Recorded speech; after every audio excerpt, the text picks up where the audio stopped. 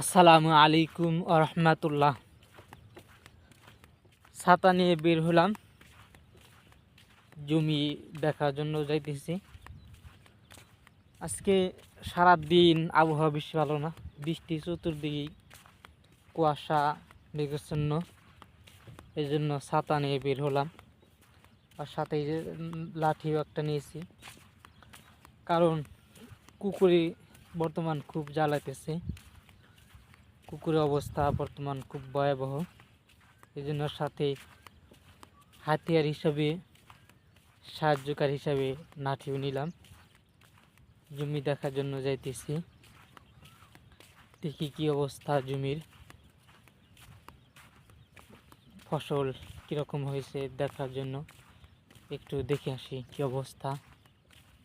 এই জন্য বের হওয়া।